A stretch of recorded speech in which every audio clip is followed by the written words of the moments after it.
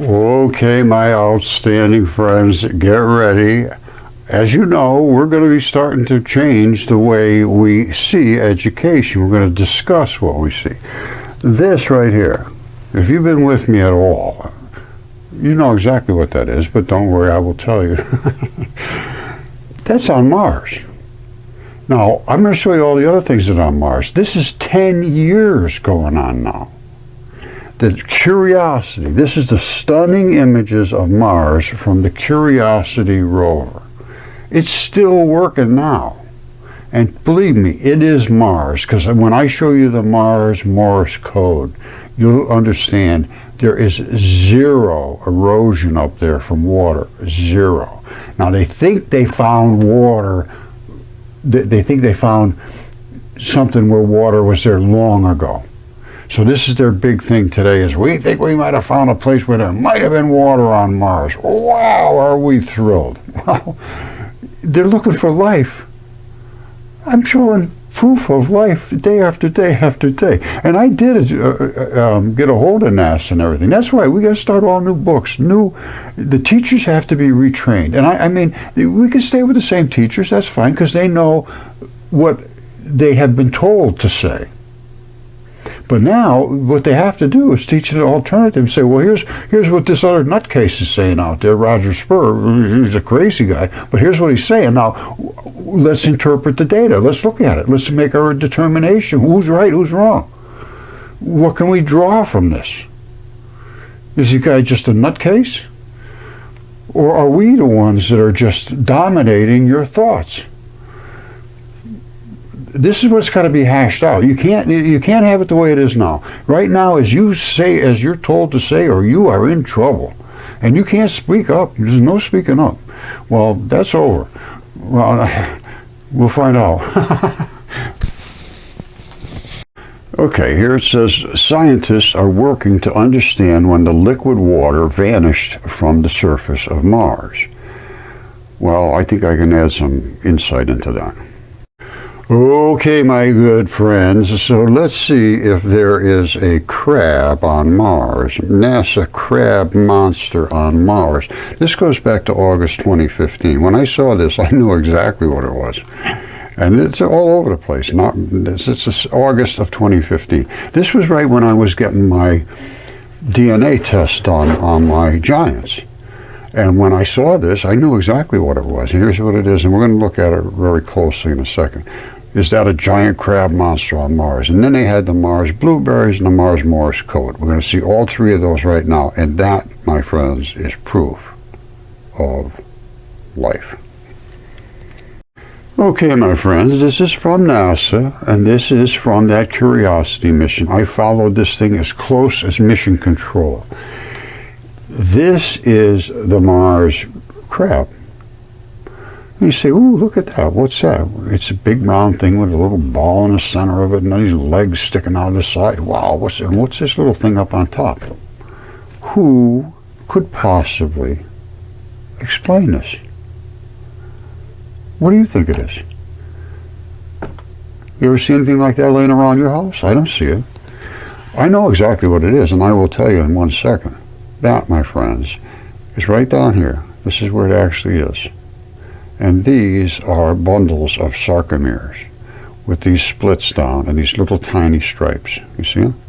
You say, well, Roger, what's a sarcomere? Well, it's a muscle. This is muscle. And this is an artery feeding red blood has to gush into these muscles when this thing was alive, however big it was. It was like the Titans on Earth. And again, I cannot account for this. All I can do is tell you what I'm seeing and explain to you what it is. All right, this is, again, these are muscle sarcomeres. I'll show you this very carefully. That is an artery, and that right there is blood. That's the blood blob that would have been coming up, or actually going down into the muscle. All right, the vein brings the blood back up to the heart, and that's the vein. They travel together normally. Now, these are the little blood vessels that run into the tissue, because every single cell, 100% of the cells that are in your body have to be continuously flushed with blood which gives them their nutrition, it gives them their oxygen, it gives them all the things they need to continue on, to be, alive. Otherwise, you lose oxygen for 4 or 5 minutes. It's just a case is closed. You're going to die. And this, you need this blood flowing like gushing buckets of blood inside of you. You can't even imagine when you start running and jumping and your heart starts going.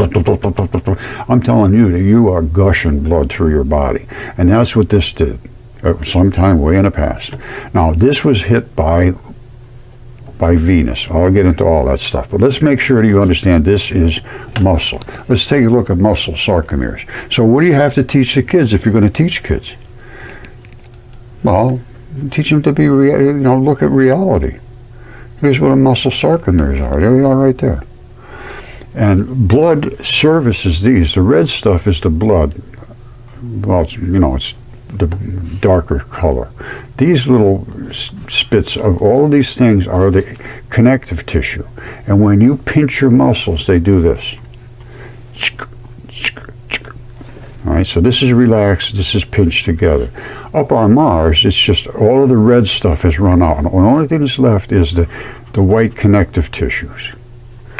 All right, but they go all the way across, and then they break, separate down like that. Because these little blocks are they just fall right apart unless you have the glue there. The glue is it's a sort of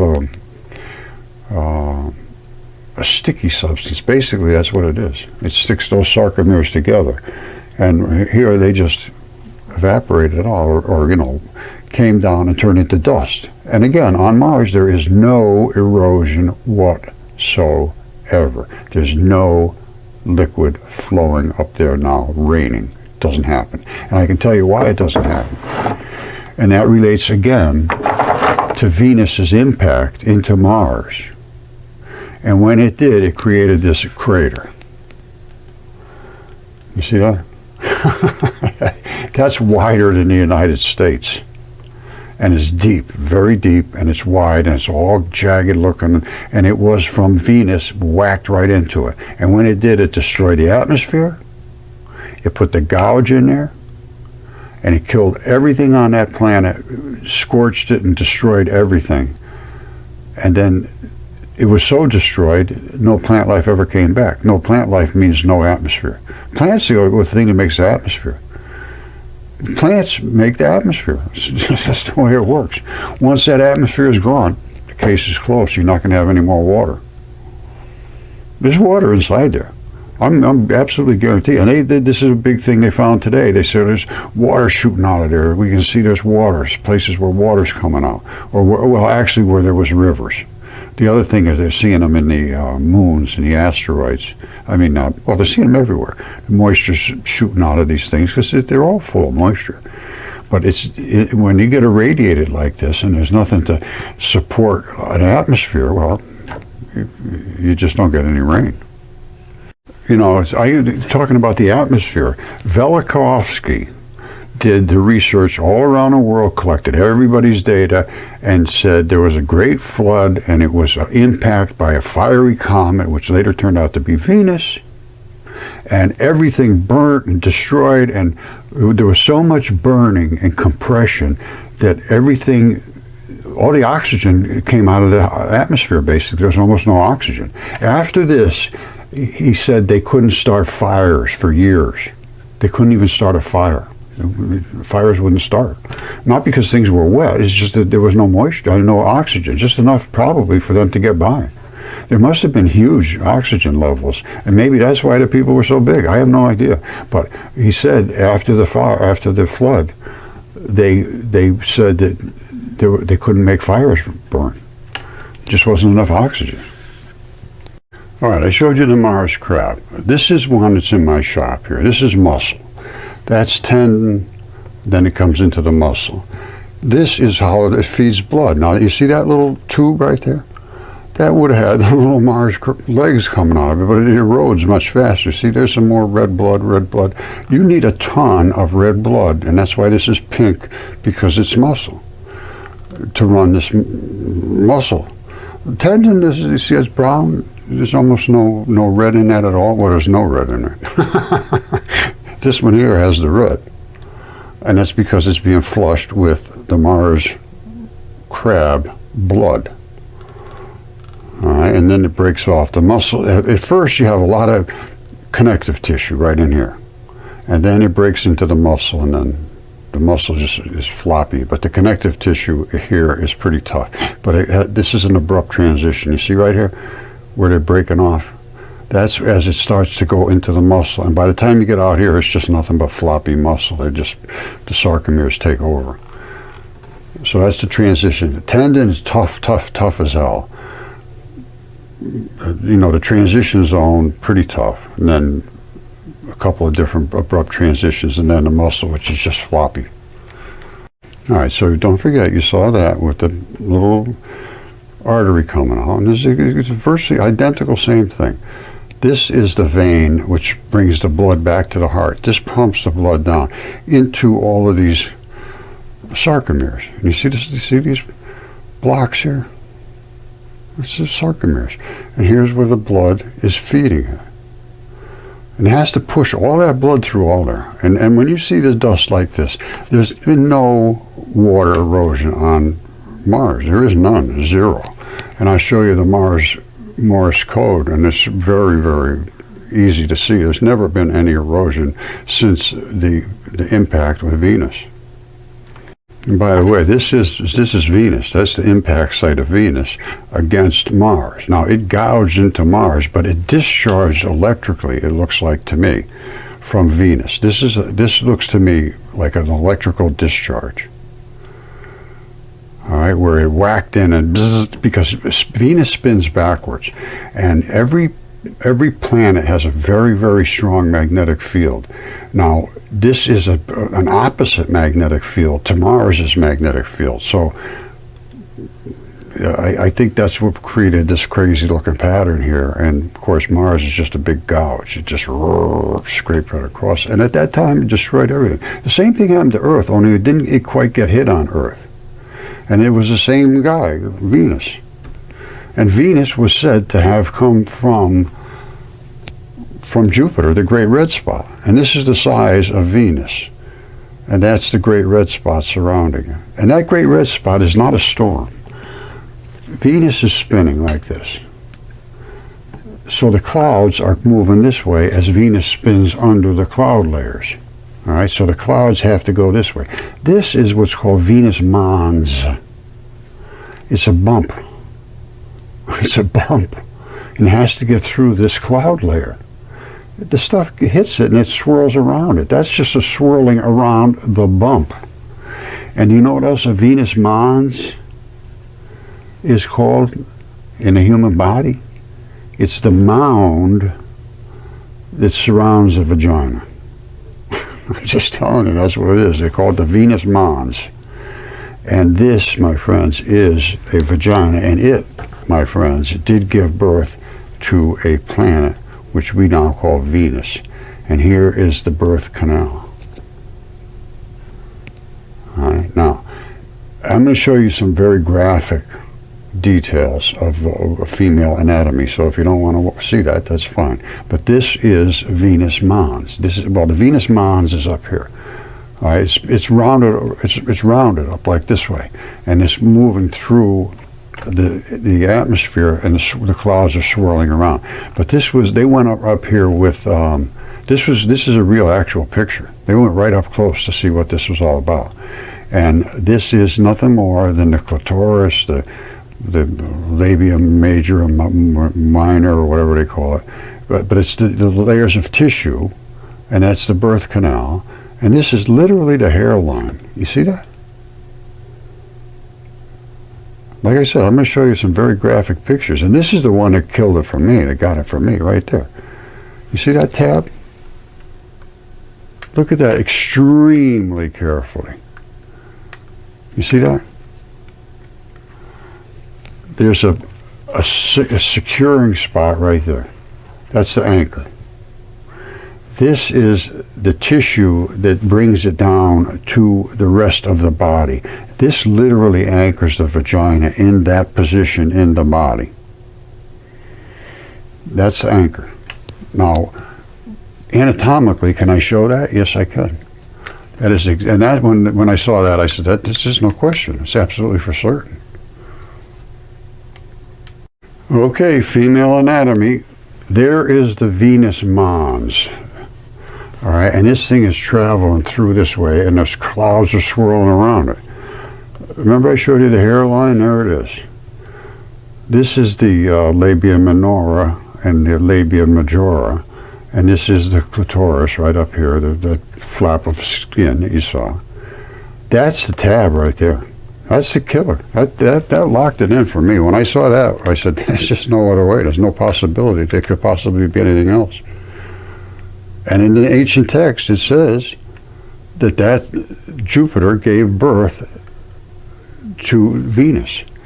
And the statement was, in the ancient text, is that the feared god Jupiter, who is a god, gave birth to a fiery comet. And it later turned out to be Venus. And in a way, it came towards us. And apparently it took 7 days. This is what I understand.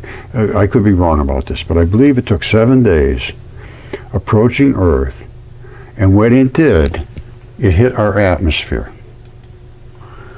All right, so it slammed into our atmosphere and cooked the Earth, basically cooked it, and sloshed water all around the Earth, pulled up all of this, what they call siliceous ooze. It's a silica.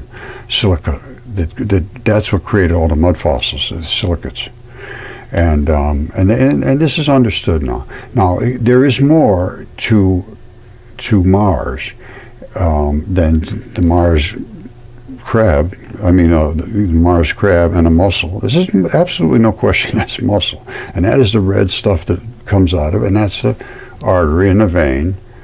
And again, this is the anatomical stuff. Same thing. And then we go into the Mars blueberries. All right, you see these? They saw these, and this is the same time. They saw the Mars blueberries, the Mars crab, and the Mars Morse code. Right in that, somewhere, very quickly they did. And I saw all those, and I reported to NASA. I said, you guys got biology all over the place. So that's the Mars Morse blueberries. And here's what it is on Earth. Let me show you something. This should wrap it up pretty good. All right, there's the Mars blueberries, only these are on Earth, and they're called the Moki marbles. Now, they can be here in a dry area and be all over, or they can be here in a wet area and be all over, because they weathered out of this gigantic skin. I'm telling you right now, that is either skin or it's some kind of fascia that coated an organ or something. But I believe it's skin, and this is muscly sort of tissue underneath. And these are the balls that anchor the tissue so that it comes back when it stretches this way or that way. And here it is up here. That's what's called the interstitium.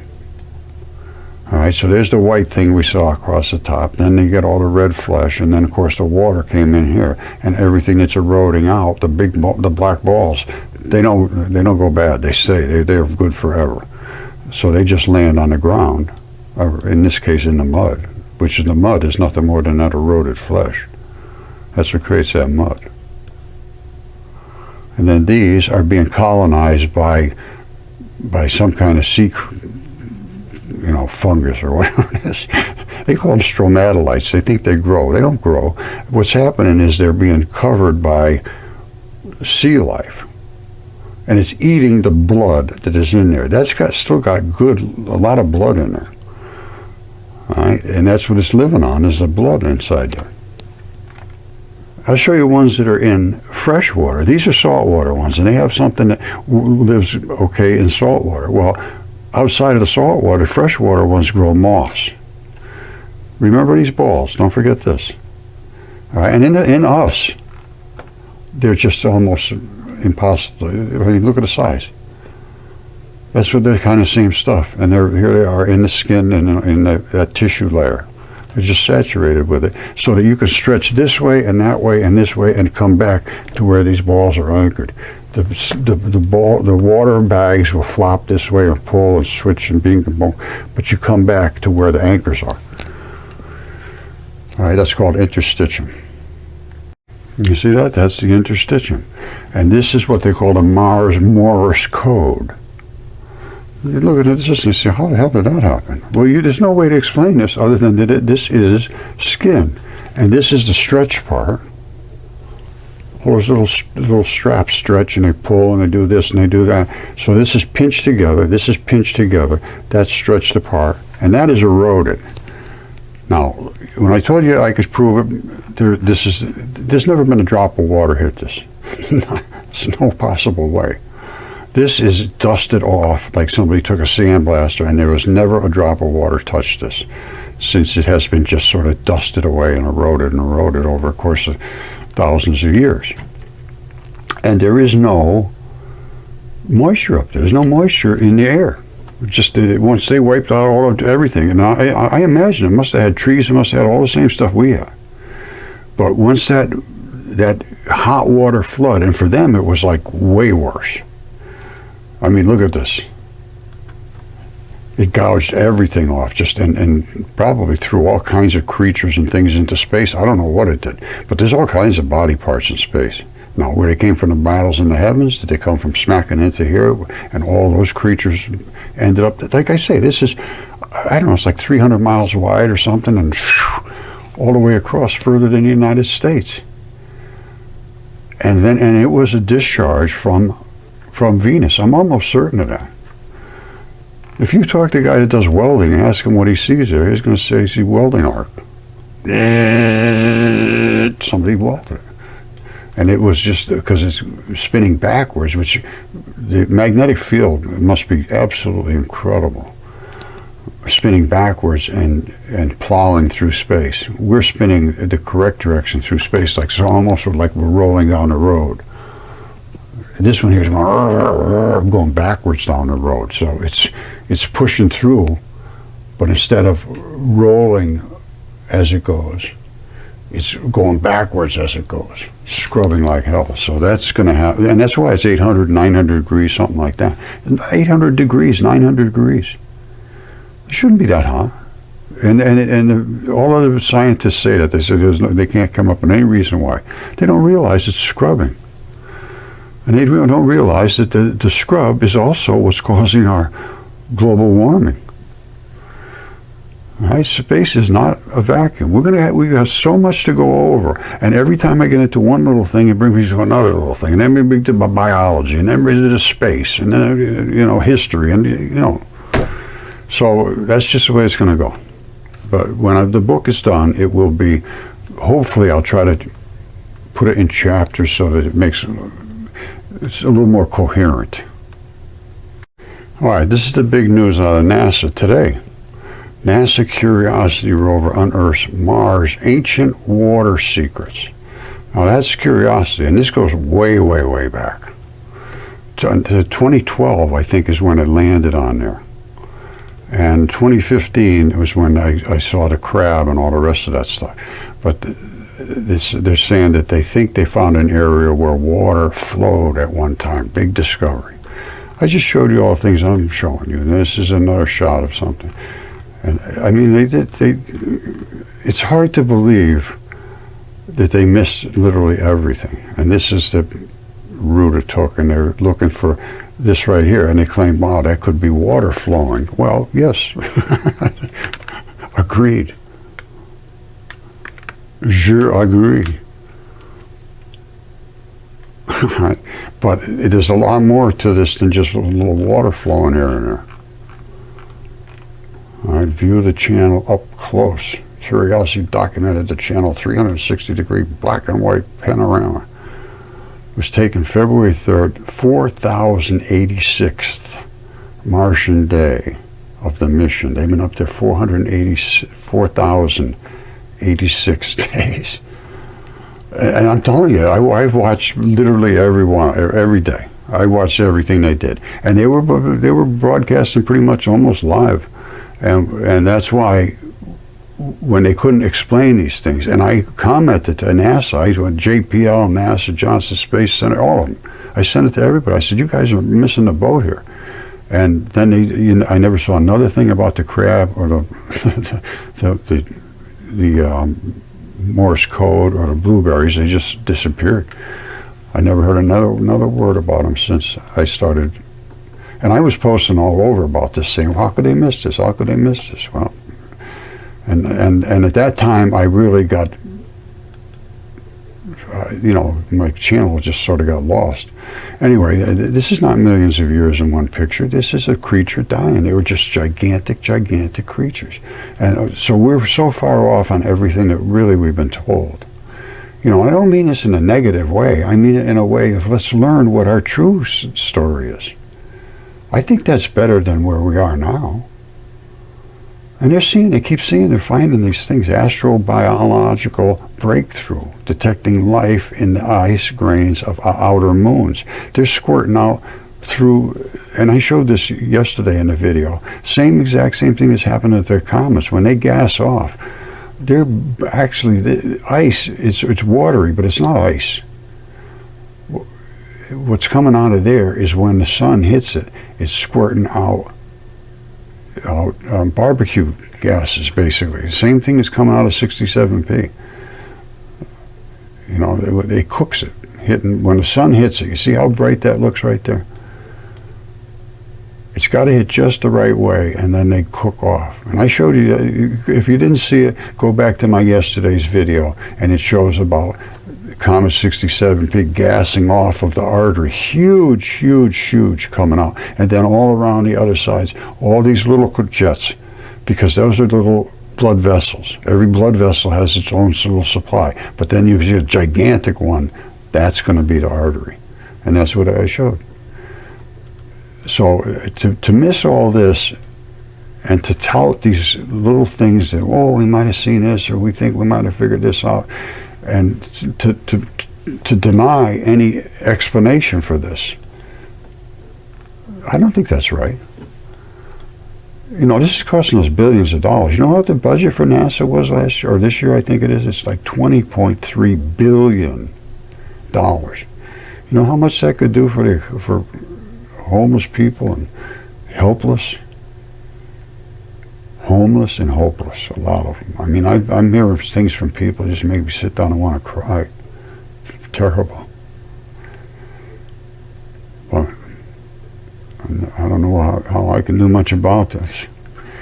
But anyway, I think we need to get re-educated on what life is all about and where we came from and how this is serious stuff. This is not a joke by any means whatsoever. And this is not just a curiosity.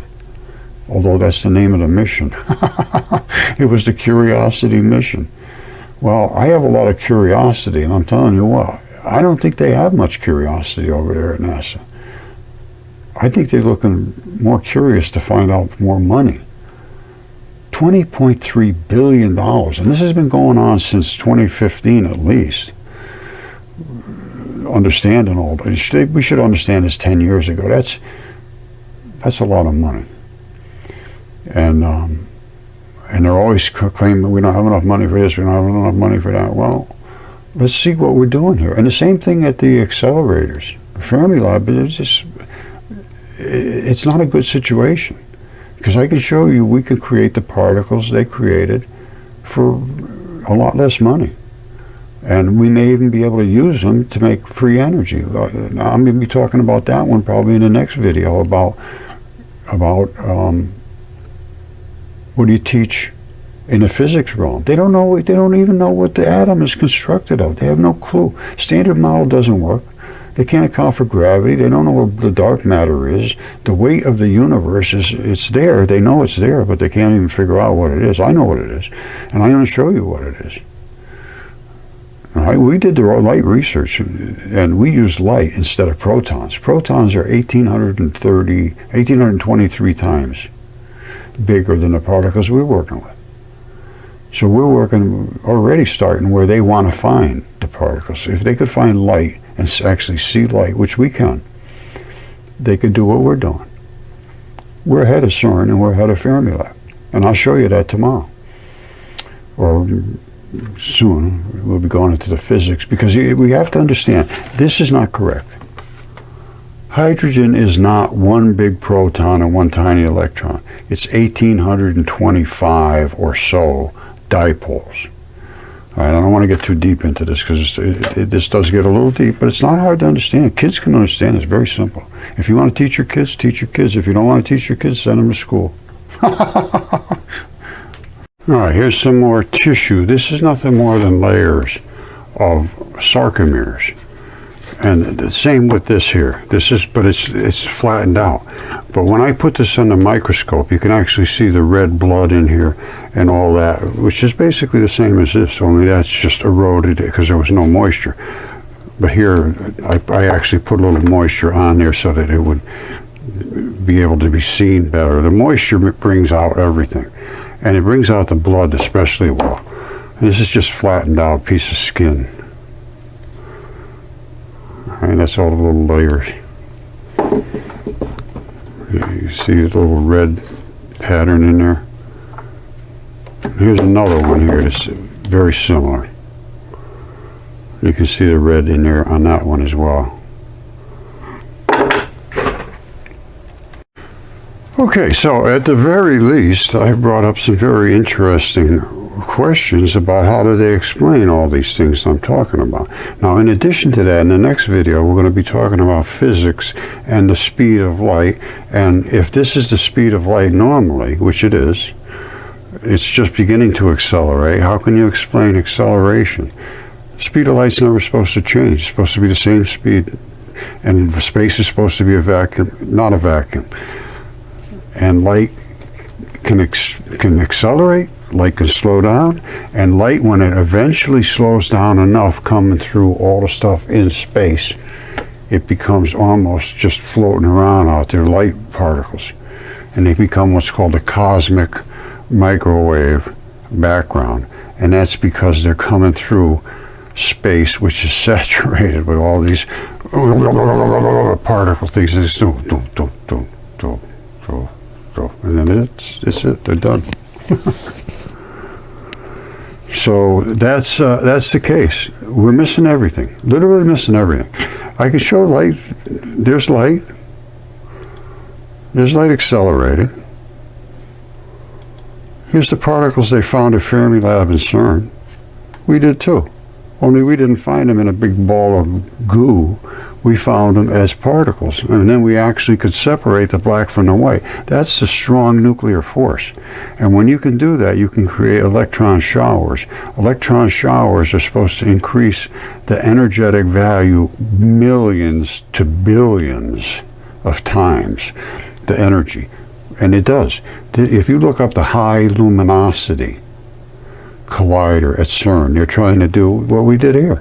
This is as high as luminosity as you can possibly get, coming from almost no brilliance whatsoever. That's subatomic nuclear explosion. And this, my friends, is fission and fusion. Now, we need to talk about this in the schools. We need to discuss this. This has been, I've been showing this almost 10 years now. So that's why I'm, kind of adamant about what we're going to do here. And we're just going to say, if you don't present both sides of this, you're not doing your job. And then we're just going to have to take it outside of the school system and start our own everything. I mean, I don't know what else to do. Because at this point, it's just futile to try to buck the system. And it can't be done. They literally own the students. They make them say what they tell them to say, or they fail them. So what is this kid going to do? I fought back, but I certainly couldn't live in that society with them. So that's what these kids are up against. They have no option other than to bow down, kiss the ring, and pay the dues. And then they get the piece of paper, and then they can go on and get a job. Okay, lesson for today is, this is what I would teach my kid about Mars. It was just like Earth, and we got impacted by Venus, and it just destroyed and is saturated with life. And we're spending billions of dollars. You can't see what's in front of our face. And, I don't want to be nasty about it, but I don't think there's anybody can deny what I just showed you. How can you deny it? And if you can, please explain to me. All right, check this out. this is the same stuff as this. All right, and I still have a lot of the red blood still in between the layers. And you see these little tubular looking things here and there? I think I found literally exactly the same thing. And we're going to look at it. I got it in a microscope here, and I got it off a ways, and we're going to bring it right down on top of it and see if we can determine exactly what we do have here. All right, this is a real red bloody area. See, that's where the blood is coming out to surface. This is like flattened out muscle. I'm going to sort of move around on this best I can. Now look at this. I found this very interesting. Now we're way off of this thing, so we can come down and look at this a little closer. Hold on.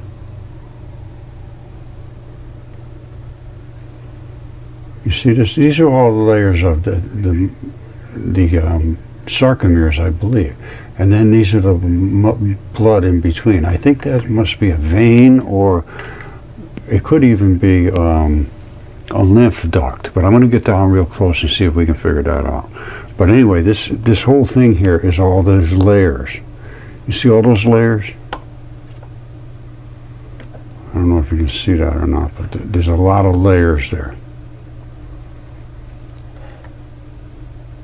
It's just flattened out flat, but I think it was a muscle at one time. I'm really not sure, but I think it's highly similar to that. And there are areas I can show you where these big flat plates are too. Let me see if I can find one real quick. Yeah, see, look. This is kind of small, so it's just hard for you to see. But anyway, that, I'm going to get down close to that artery. Hold on. I don't know what it is, but it could be an artery. Yeah, I'm pretty sure that's the artery, and that's the red blood, and it came up servicing this way and servicing that way. I don't know. This is what it looks like to me. Now, you can see this is, it's a bloody cavity, and if I put hydrogen peroxide in there, I'm sure I'd get a very strong reaction. You see, it's down in between these layers. Is this here? All right, let's see what happens. I'm going to see if I get some catalase smushed into there. We should see it bubbling like crazy where all that blood was. You see that bubbling?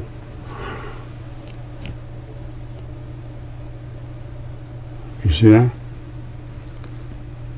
You see it bubbling like crazy? This is all blood. Wherever you see that bubbling, that's catalase. Catalase is an enzyme. And the only place you get enzymes from is biology.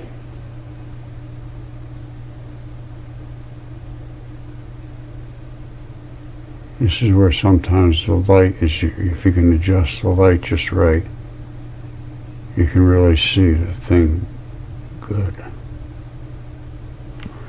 Let me put a little more catalase in there, a little more hydrogen peroxide, because it eats it up quick. You see how it's not really foaming all that good anymore?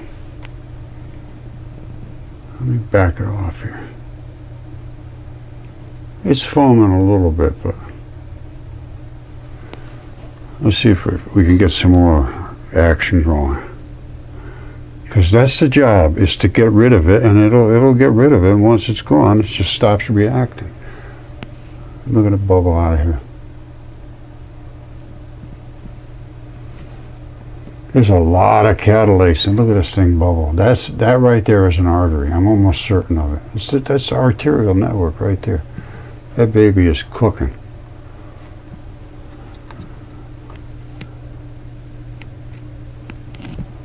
Look at that. This thing will go all day long like that.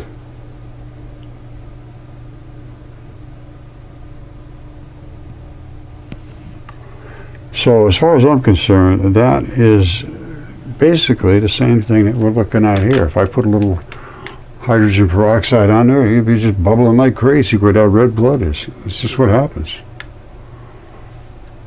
That's its job, and it does it well. Look at that stuff bubble. You see that? It's just like if you went out for a stroll, walking past this. Same thing here. Walking right past this, that's the same as that. And all that here, I still have the blood in it. That's dried out. Here it was still kind of wet looking. You know, I put moisture in there. As soon as you put moisture in there, it just wets right back up. Blood is very, very, rehydrates just like that. Okay, so that wraps it up for today, but this is why I think we need new books, we need re-education for the teachers, and we need them to teach both sides of this. I am presenting material evidence, not just some supposition, and this needs to be brought to light. One way or the other, it's got to be done. And we're making all the books. I showed you. These are the books. Oh man, there's a pile of books here. These are all the books Paul Amatucci is writing. And I have nothing to do with the books. He's just doing, these are coffee table books you can put out where people can start to understand. It seems to be that nobody pays attention to anything unless it's like on TV or something like that.